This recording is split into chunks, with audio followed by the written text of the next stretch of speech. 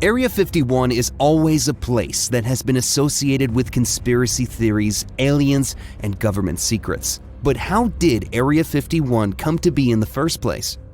The truth behind the creation of this secretive military base is more exciting than many of the stories on the internet. After all these years, we now have documented evidence of how this place began and for what purpose. The secret testing site was disavowed by the US government for more than 60 years. It was until 2013 the government admitted what we all knew existed just north of Las Vegas. And as far as we know, this is some of the most restricted airspace in the world, covering over 4,400 square miles. Whether you're a believer or a skeptic, join us as we uncover the facts about the true origins of Area 51. Welcome to the Dark History Project, where we delve deep into the stories of the past that may have been overlooked or forgotten, but have had a significant impact on history. From forgotten battles and unsung heroes to tragic events and mysterious disappearances, we explore the darker corners of history to shed light on the stories that have shaped our world. Join us as we uncover the hidden tales that deserve to be remembered and bring them to light for a new generation of listeners. This is the Dark History Project.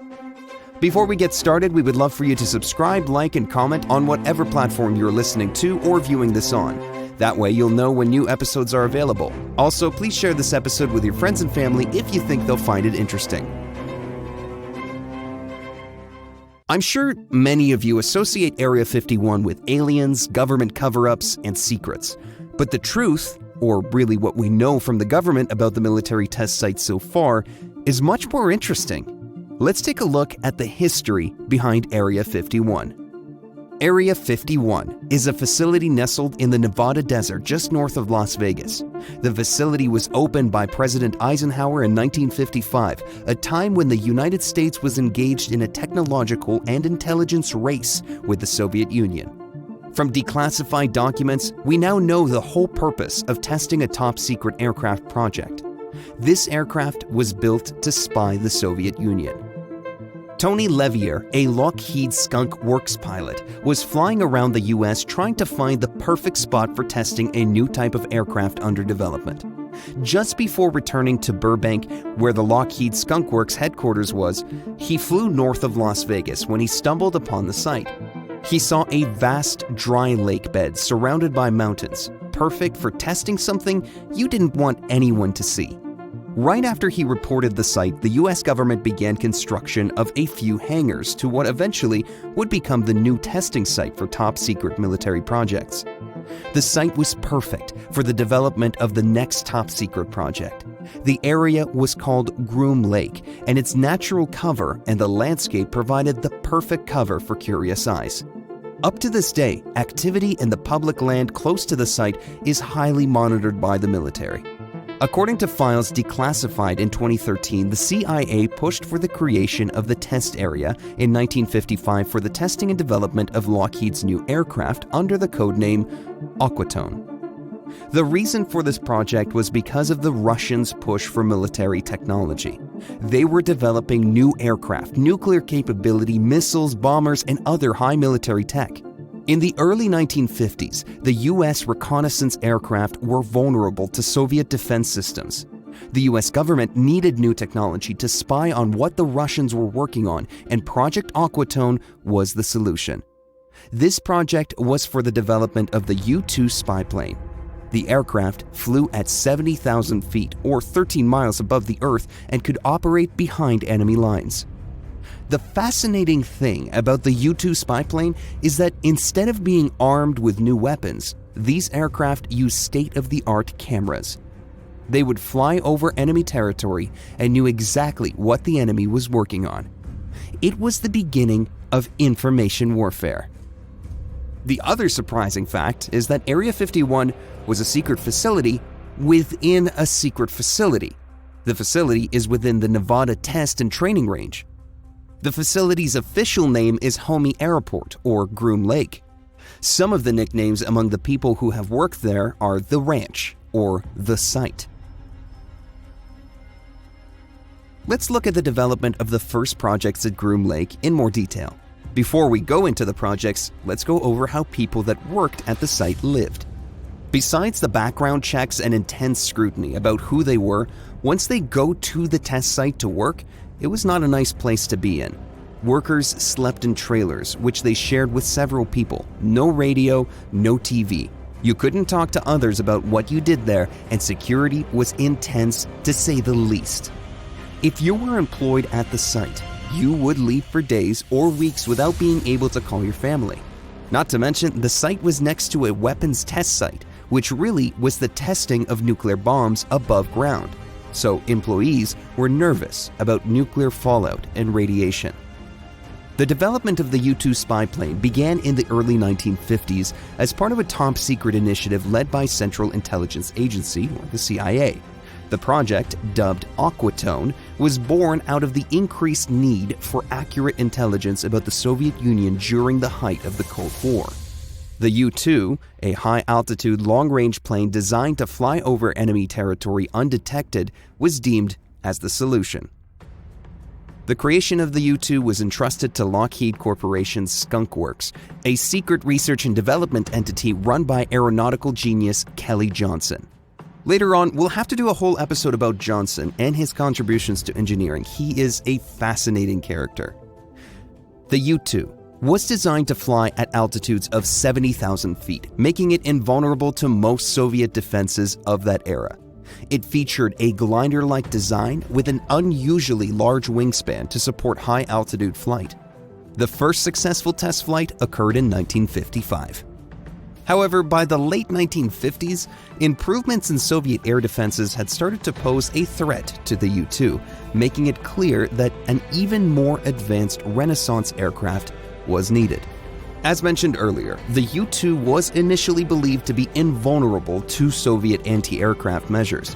However, this assumption was shattered in 1960 when a U-2, piloted by France's Gary Powers, was shot down over the Soviet Union by a surface-to-air missile. This incident highlighted the vulnerability of the U-2 and its inability to evade such anti-aircraft countermeasures. In response, the United States initiated the development of an advanced high-altitude reconnaissance aircraft that could outperform and outrun enemy defenses, the SR-71 Blackbird.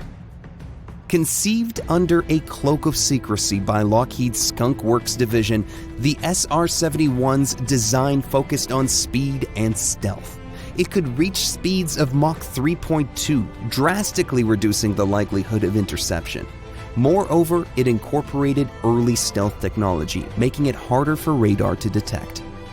The downing of the U-2 served as a wake-up call that underlined the need for superior technology in the arena of aerial reconnaissance, leading directly to the creation and deployment of the legendary SR-71 Blackbird. The conception of the SR-71 Blackbird project, codenamed Oxcart, was also helmed by Kelly Johnson and his team. The SR-71 Blackbird was designed to be the fastest and highest-flying aircraft. Its unique design included a long, sleek shape, a black paint job to help dissipate heat, and twin afterburning Pratt & Whitney J58 engines that could propel it to speeds over Mach 3.2. Its construction relied heavily on titanium to withstand the intense heat generated at such high speeds. One of the most groundbreaking features of the SR-71 was its radar cross-section reduction features, which made the Blackbird harder to detect. This stealth technology would later play a significant role in the development of future aircraft. The sourcing of titanium for the SR-71 Blackbird, one of the fastest aircraft ever built, is a story steeped in Cold War espionage and intrigue. Given that about 85% of the aircraft was made of titanium to withstand the heat generated by its high-speed flight, obtaining this crucial metal was a significant challenge. The US had limited domestic sources of titanium during the 1960s, and the world's richest titanium deposits were, ironically, located in the Soviet Union. The very country the SR-71 was built to spy on. In a bold move, the CIA, along with other entities, set up a series of shell companies to buy titanium from the Soviet Union covertly, disguising their intentions and real identity. Soviet titanium was purchased on the global market, unbeknownst to the Soviet government. These clandestine operations proved successful, and large quantities of titanium were secretly shipped to the US, where they were used to build the SR-71 Blackbirds. This was a particularly remarkable feat, as it enabled the US to use Soviet resources to construct an aircraft that played a crucial role in US intelligence gathering operations against the Soviet Union during the Cold War. The SR-71 made its first flight in 1964 and remained in service until 1998. The technological advances made during the creation of both the U-2 and the SR-71 Blackbird have had far-reaching implications, influencing the design and development of many subsequent aircraft. Despite their retirement, both planes hold an iconic status in the history of aviation due to their crucial roles in intelligence gathering during some of the tensest years of the Cold War. If you've seen this aircraft at a museum, it is an undeniably fantastic piece of engineering. Up to this day, it looks like an aircraft from the future that was designed over 60 years ago. Now, to bring a few conspiracy stories into the mix. Back in the 1950s, when these aircrafts were developed, there was nothing like it. But before we get into the stories of the U-2 and the SR-71, let's step back even further and talk about the P-59 and understand to what lengths the Air Force went to in order to protect its secrecy. The P-59 was an aircraft developed by Bell in the early 1940s, and it was the first jet engine fighter designed by the United States. The plane never saw action, but it was a leap forward in US air power. The secrecy was so important that the test team installed a fake wood propeller, so no one knew there was an airplane out there with no propeller and just a jet engine. This was done because other pilots in the area started reporting that there was a plane with no propellers in the air. Now, what the government did was just out of the norm. They went to a Hollywood prop house and acquired a gorilla suit. The pilots flying the plane started wearing it, and whoever saw them thought twice before telling their friends and other pilots that they saw a gorilla flying a plane without propellers. During the testing and operations of the U-2 spy plane and SR-71 Blackbird, there were numerous reports of unidentified flying objects, UFOs, which caused a stir among the public and UFO researchers alike. The cause of these reports, however, was usually more terrestrial than extraterrestrial. The U-2 and the SR-71, due to their unique capabilities and characteristics, were often mistaken for UFOs. When the U-2 was introduced in the mid-1950s, it could operate at altitudes previously unreachable by other aircraft. This, combined with its distinctive glint due to the silver wings reflecting sunlight, led people on the ground to report sighting unidentified flying objects. At the time, commercial airliners typically flew at altitudes around 10 to 20,000 feet, while the U-2 operated above 60,000 feet, an altitude so high that it could catch the sun's rays long before or after it was visible from the ground, causing a bright and mysterious glare in the sky. The SR-71 Blackbird, operational from the 1960s, had a similar effect. Its high speed, unique shape, and the sonic booms it produced as it broke the sound barrier often led observers to report seeing or hearing something unusual. The aircraft's ability to traverse the sky much faster than any other known aircraft also led to confusion and speculation about what was actually seen. The United States government's policy of secrecy surrounding these aircrafts further fueled the UFO theories. It wasn't until many years later, when information about these planes was declassified, that the reality behind many of these UFO sightings came to light. The aircraft's advanced technological features necessary for Cold War espionage coincidentally led to an increase in UFO reports, but these cases can now be understood as a consequence of the highly secretive and pioneering developments in aviation during this period. There are photos of how the pieces of both the U-2 and SR-71 aircraft were transported from the Skunk Works facility in Burbank out to Groom Lake, and they are just as fascinating. You have these huge covered structures on 18-wheelers being hauled across the Mojave Desert. The operation to transport these materials was conducted by different local, state, and federal agencies. They had to cut down trees, remove signposts, and move in and out of the road. Just imagine what people thought back then when you see such a massive operation taking place. Another aircraft you can't leave out of the Area 51 legend is the F-117 Nighthawk, known as the first operational aircraft explicitly designed around stealth technology, representing a significant milestone in aviation history. Its development and testing process was steeped in a level of secrecy befitting its stealthy nature, a direct product of Cold War tensions. The development of the F-117 began in the late 1970s under the codename 𝐦𝐤𝐤, initiated by the Defense Advanced Research Projects Agency, or DARPA. The project was assigned to Lockheed's Advanced Development Group, the famed Skunk Works, led by Ben Rich. Drawing on theoretical work from Soviet mathematician Pyotr Ufimtsev, they adopted a faceted design composed of flat surfaces to deflect radar waves and minimize detection. The two demonstrator aircraft built for the 𝐦𝐤𝐤 program were smaller than the final F-117 design and featured a twin-tail configuration. Testing began in 1977 at Area 51.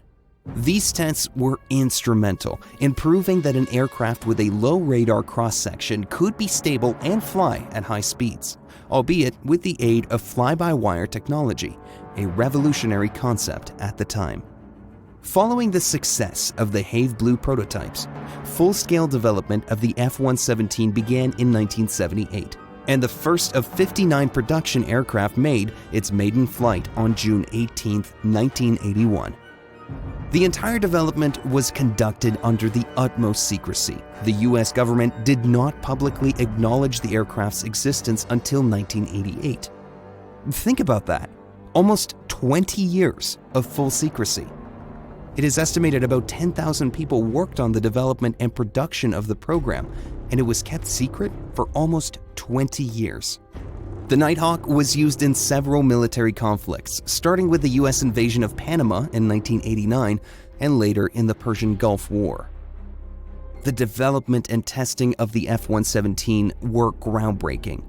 The project not only introduced stealth technology to the world, but also demonstrated how such technology could revolutionize modern warfare by giving aircraft the ability to penetrate highly defended territories visually undetected. There are so many stories and legends about this infamous testing site. The US government didn't acknowledge its very existence until 2013, when documents related to the U-2 and SR-71 were released. I mean, even just to imagine what they have right now and what they are developing is mind-blowing. Keep in mind the projects that were declassified recently were developed in the 1950s and 1960s, almost 70 years ago. The security there is no joke. There are signs that say deadly force is authorized, and that is not to be taken lightly. Just in 2019, there was an incident where a man drove through the security checkpoint, and after a high-speed chase spanning 8 miles, the man was gunned down as he stepped out of the vehicle with a cylindrical object. Now, one of the other famous conspiracy theories has to do with Bob Lazar and the reverse engineering of aircraft of unknown origin. And officially, they do reverse engineer there, just not on alien aircraft as far as we know. The theories about back engineering projects are often tied to UFO lore. Officially, Area 51 is known for testing and developing cutting-edge aircraft technology. One of the acknowledged projects involved the study of foreign technology, like the reverse engineering of captured Soviet MiG fighters during the Cold War to better understand their capabilities and weaknesses. However, no substantial evidence has been publicly revealed about back engineering extraterrestrial technology, despite the persistent rumors. These rumors, driven largely by popular culture and conspiracy theories, continue to envelop Area 51 in a shroud of mystery. Much of the things we've covered today come from the unclassified documents from the CIA. These are verifiable events that we know about. There is so much speculation about what goes on at that site. There's a very controversial book that covers Area 51 and the projects we talked about in extreme detail. The book is called Area 51, An Uncensored History of America's Top Secret Military Base by Annie Jacobson. This book is very controversial for the two sides of Area 51. The believers who think that there's actual alien aircraft in the test site being hidden from the public criticize the book for not covering that subject well enough. There are so many stories within the projects that have been developed and tested at this site that deserved their own episode.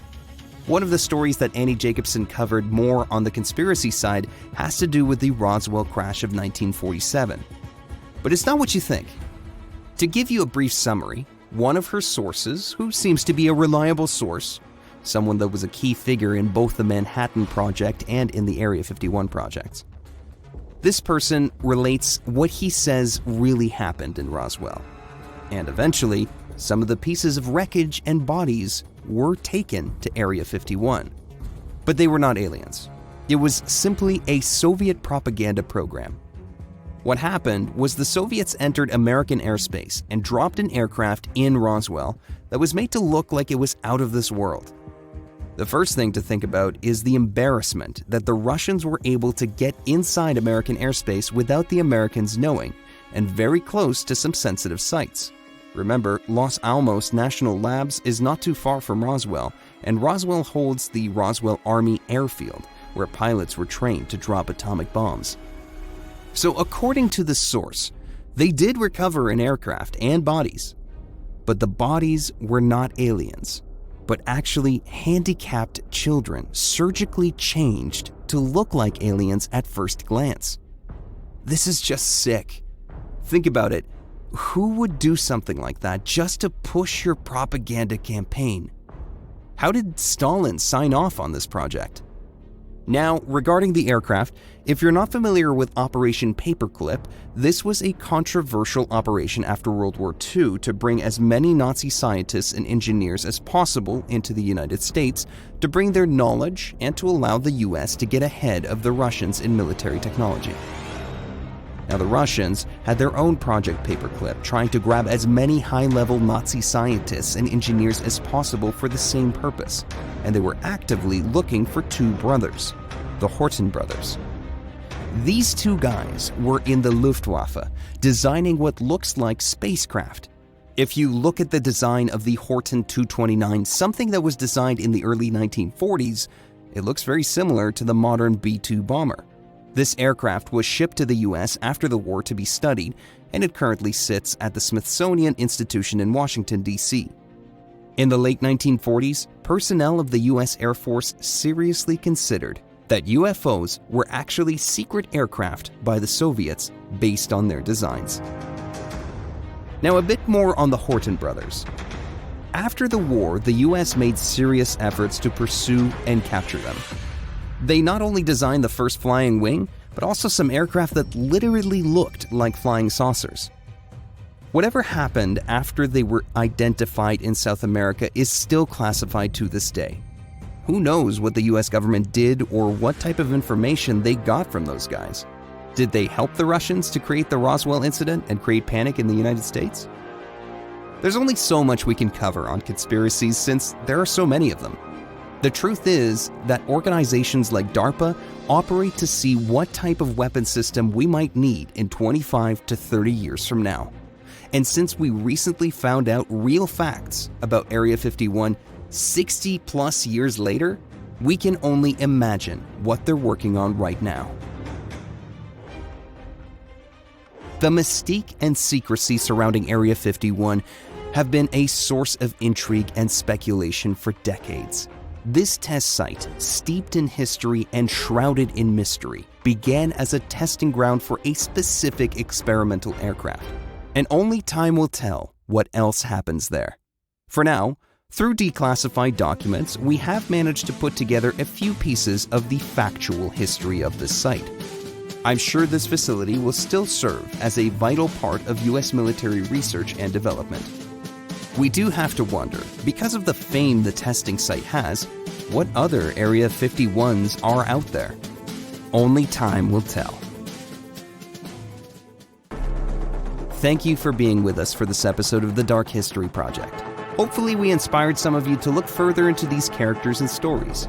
Please help us out by sharing, subscribing, or liking this episode. If the platform you are listening to allows for comments, please let us know what you think. Feel free to discuss this topic or what topics you would like for us to cover in the future. We hope you enjoyed it, and our next episode will come out soon where we talk about the man who knew too much, how one CIA double agent got himself arrested to avoid being blamed for the JFK assassination. See you then.